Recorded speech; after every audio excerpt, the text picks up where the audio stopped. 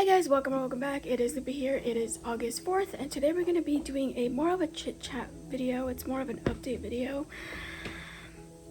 I did make it out somewhere that wasn't a quick errand, so that's a little bit exciting. I do want to talk about it because it was actually really surprising in a very good way. Almost like I don't know. Anyways, it's gonna be a university all-around update of that, and then personal update. Puppy somewhere over there. Eat those. Come. Want to say hi to everybody? Oh, you're such a good boy. And look, you guys, I'm wearing my skirt for the first time. I bought that last year. Last year it fit me a little tight, so this year it's perfect. So, yay. Anyways, I'm gonna go join my mom for a brunch. We do have coffees. I'm a chatterbox, so why don't you join me with a beverage, a snack, or maybe get to that chore you've been avoiding, and don't forget to subscribe and share and like. So lunch isn't quite ready yet, so I thought I would get started at least, you know. So I have not been out besides my errands at the beginning of each month. There is some reasons for it. I usually don't talk about my medical stuff, whether it's good, bad, or just a little bit off, whatever the case may be. But there have been some results that kind of explain my fatigue and stuff like that. And of course, for those that don't know, I struggle with sleeping. My internal biological clock, what is it called, the circadian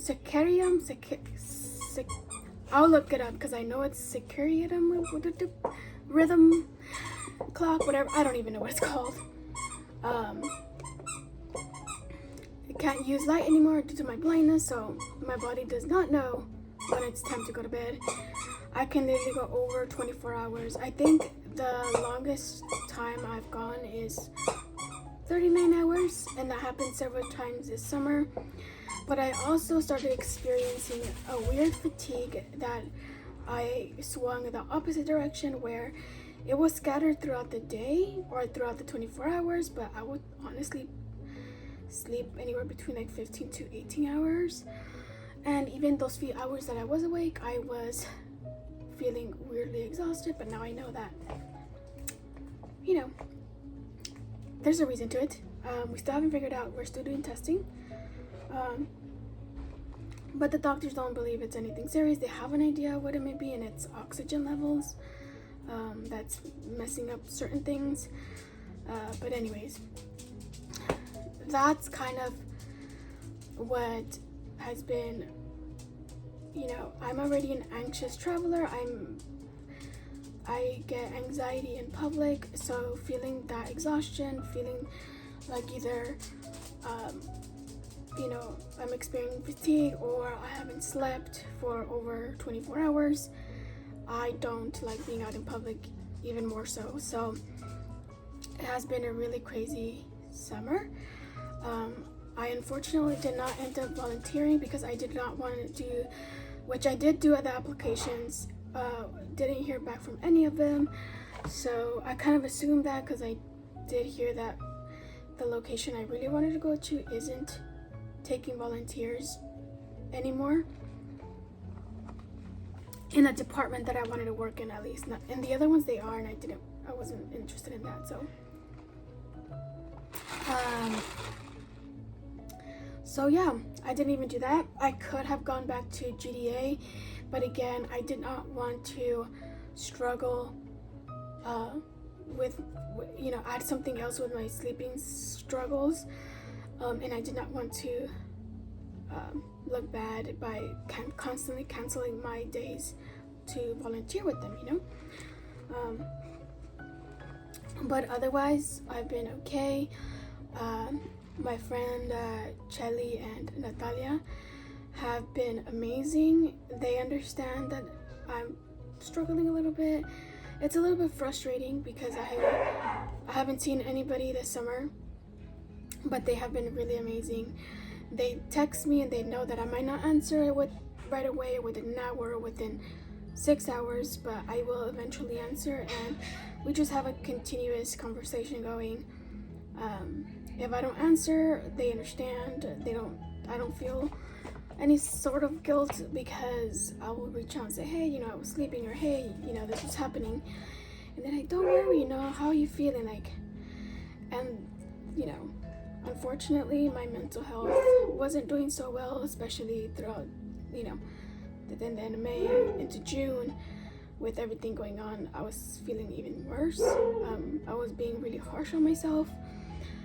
And usually I pull away when this happens because of what I was told by a friend about their own mental health, not giving them the chance to be there for me, and that they couldn't handle it. So I eventually just pulled away from everybody, and that's just how it became for me.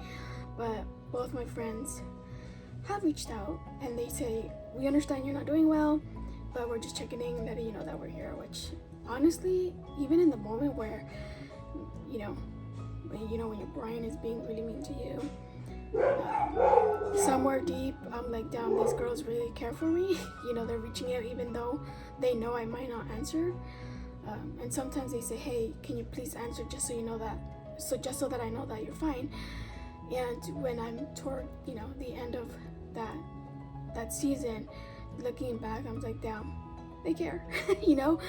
And even though I feel guilty about it, they we sit down and we just chit chat, and they're like, when we're going through it, you check up on us, even if it's just a quick, hey, how you doing,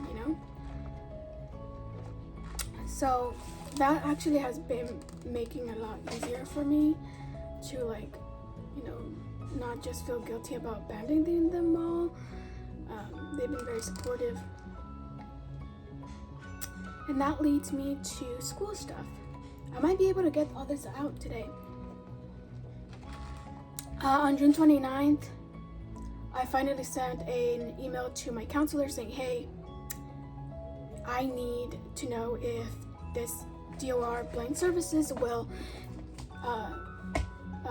provide funds for the graduation application. I did put urgent in the subject title because I've been trying to get this done since March 30th. And she finally got back to me. Starting July 1st, she was replying, she was explaining certain things that were happening in the department. And by July 8th, you guys, I had everything. The utter surprise about her actually doing her job was astounding. Every time I got an email, an authorization notification, an update email, I was literally crying. Like, there was tears in my eyes every time I would see something pop up, because I'm like, it's been over 6 years since this lady hasn't done her job without me having to push. The greatest example, the technology. The technology I knew was giving out on me before 2023, but I was like, it's still fine, I can do it. In 2019, I told her the laptop is no longer accessible with many websites that I need, and if I can update the software, and if I can download search engines that are compatible with certain websites. She told me no. She flat out told me no, that to use what I can, and yada yada. So I was like, well, now I won't be able to use it because you're forbidding me to do what I need to do to use this laptop. And so I didn't have a laptop since then, until I bought my personal laptop in 2021, I think, because I needed one for testing. Anyways, finally in 2023, like in February, I told them, hey, my last piece of technology does not last longer than 2 hours without being on the charger. It's starting to give out. I need a new one. I was reaching out to them for 2 years until my stuff gave out in March 2025, and I said, hey, this needs to get done. She did not reply or acknowledge it until May of that year. I did not have my appointment until August of that year, which is 2025. She didn't even file and update my file that I did go to the appointment, that they received the report. She didn't file the report, nothing. And I found this out, I think, in March of this year. So she was not doing her job. But thankfully, within 1 week, you guys, she had everything done for me. I got the check for the first month for access. I got the check for graduation application, and then I got connected with the university that is contracted to provide the orientation and mobility. Haven't heard from an instructor yet, but I did speak to that university, and she told me what she cannot provide, and I just had to give her the updated documents for the semester, and that's it. You don't know how amazing it feels to know that that aspect of my journey is practically completed. And I'm so glad. I am so happy that that's done. And those were very bright glimmers of happiness this summer. And we are now just, I think 3 weeks, yesterday 3 weeks away from the first day of school. And I have started doing shopping for that.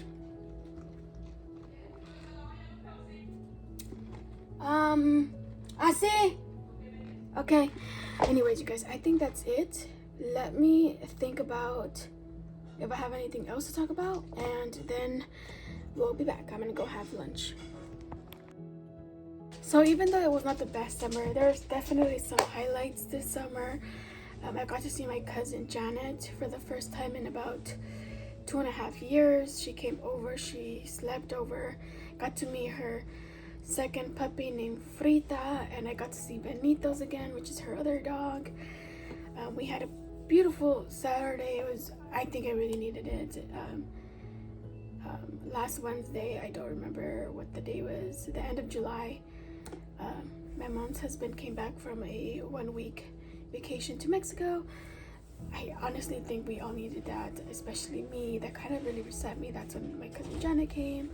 That's when me and Ethos were swimming several times that week. And so what you guys are gonna see is Ethos' birthday. So Ethos turned 8 on July 18th, but on July 23rd, Natalia came over for 2 hours. Again, she understands about my whole stupid schedule and me not being able to handle too much socializing or activity all at once. So she was only able to come here for 2 hours. She brought Cleo and they celebrated Ethos' 8th birthday and Cleo's 7th birthday, which is July 28th. And we're also going to show clips of Ethos' second swim of the summer. So enjoy, and we'll see you guys in the next one. So like I said, I wasn't prepared, and all I have are these white bags I bought at Hobby Lobby. I don't think it's going to fit. So I don't think I did a shopping haul for when I bought the dog's gifts back in June. So I bought both of them. This stuffless crinkle toy. It's an elephant. This side has the trunk up and to the left, and then this trunk has it down to the left. So double-sided faces. And the head, nope, just the ears have stickers, I think. But that's one of them. The other one is this that it's a lady caterpillar. I hope the prices are not on here. And then this one I got at Ross. It is a, what is this called again? Flamingo? Yeah, a flamingo. And then for snacks, I bought these snacks on Chewy for Ethos a couple months back, and he really enjoyed it. Sorry, that's the neighbor's dog. They're chicken strips, smokehouse or something like that. He loves these. So let's try to figure this out. Ooh, here is her card. Yes, I made a card for a doggy. I don't know what my sister wrote. I asked her to write something for me right here. That's the inside of the card. It has a gem number 7. It has a gem heart, and it has little feathers at the top of the card. I made this completely by myself, with the exception of my sister writing the message. Look who's here, guys. She's here, the most beautiful girl in the whole wide world. Ah, my dress is up. Hopefully you guys didn't see that. Ito, no bullying. Oh, Mama, what's wrong? Hey, Puppy, ready for your first gift? There we go. Go ahead. Oh, there's Miss Cleo. She's helping you. Oh. Ooh. Something smells good. I want to eat it.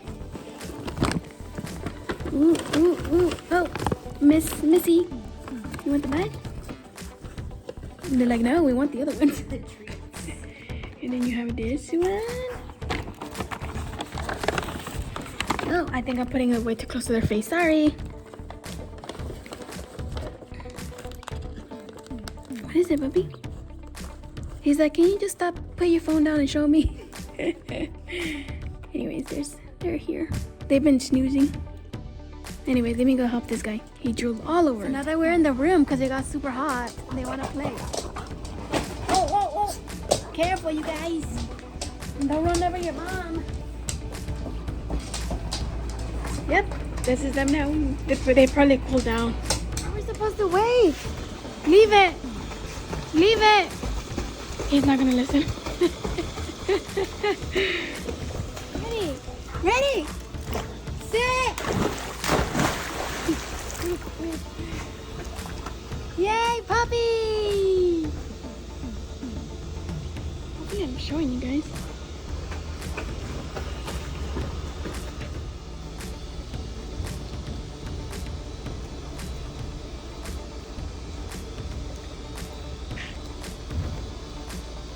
What do you have now? Let me see what you have now. Oh!